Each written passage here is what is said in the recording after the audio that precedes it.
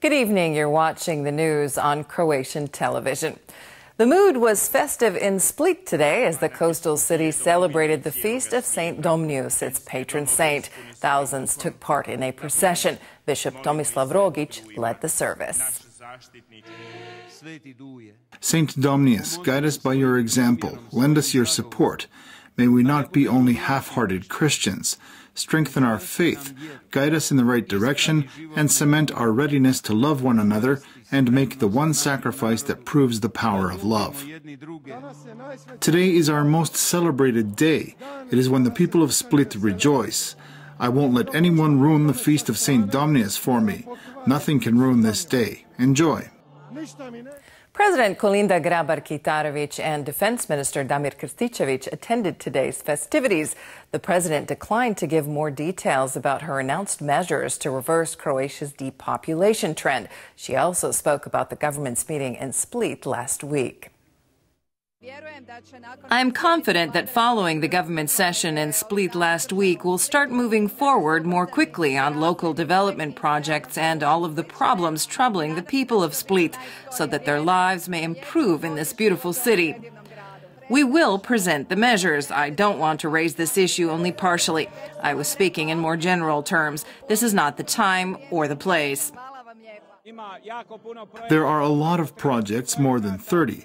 I think all of us, the people of Split, Dalmatia County, and we in the government, have to collectively focus on bringing these projects to fruition for the benefit of all of Dalmatia. Croatia's depopulation and the issue of emigration was addressed today by Speaker Gordan Jandroković, who said more efforts were needed to reverse the trend. In my opinion, the government is doing quite a bit on this issue. We've changed some laws and passed some measures that aim to encourage families to have more children. Economic indicators are positive, and we have to take advantage of our EU membership. We are working hard, but when it comes to getting people to stay and others to come back, one measure is never enough. We need a lot of measures, and we must work even harder to improve this situation. There's been another rift within the Social Democrats. Gordan Maras, the vice president of the SDP Club of Deputies in Parliament, resigned from that post over differences with his colleague Arsen Bauk. The main sticking point is Bauk's amendment to the party's bylaws on running for top leadership positions, which Maras claims are undemocratic. Fellow members Peđa Grbin and Zlatko Komadina have backed Maras. After a long day, one's concentration begins to wane. We voted this in by a slim majority, and I think it was a mistake. I was a proponent of rules that were democratic and meant to be inclusive rather than exclusive. The amendment in question only expands on existing proposals that deal with the criteria for candidacy. It doesn't make significant changes to them. As far as the criticism goes, I will just say that decisions made by the party's bodies are binding for all members.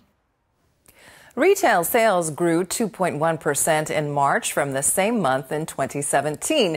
This is the 43rd consecutive month that consumer spending has risen in Croatia. From February to March, consumer spending rose by 2.5%. Environmental activists protested today in front of the national power company HEP's headquarters in Zagreb. They oppose plans to extend the life of the coal-fired power plant Plomin 1 in Istria. Greenpeace activist Zoran Tomić says any type of coal-fired plant is unacceptable. You can't whitewash the truth that coal doesn't just cost money, it costs human health and human lives.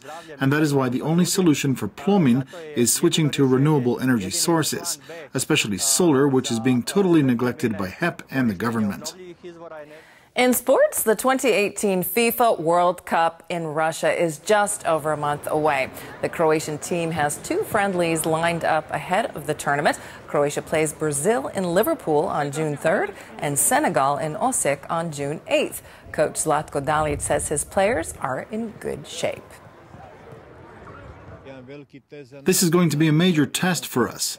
Then we come back to Croatia and play Senegal in Osijek on the 8th. That's the final game before the World Cup and against a strong team, Senegal, a team similar to Nigeria. I'm really looking forward to the World Cup. I believe in our team and I think we will make Croatian fans proud.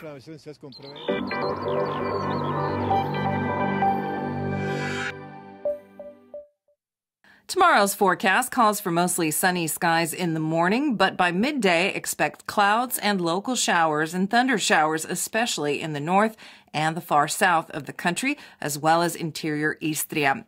On the coast, there will be a morning northeasterly, still quite strong in the north.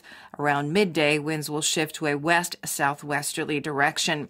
Morning lows will be between 9 and 14 degrees inland and between 15 and 20 on the coast. The day's highs will be mostly between 21 and 26 degrees, slightly cooler in the mountains. Conditions for the rest of the week in the interior will be partly sunny and warm, but not completely stable. Some local showers are expected nearly every day, especially on Friday. Passing rain and local thunderstorms are also possible on the coast, especially in the far south and in interior Istria. There will be moderate west-southwesterly and northwesterly winds during the afternoons all week until Friday, when winds will shift to a northeasterly.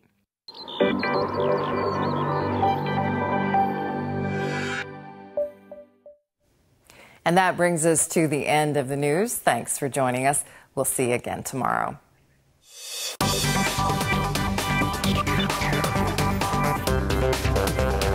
HRT4.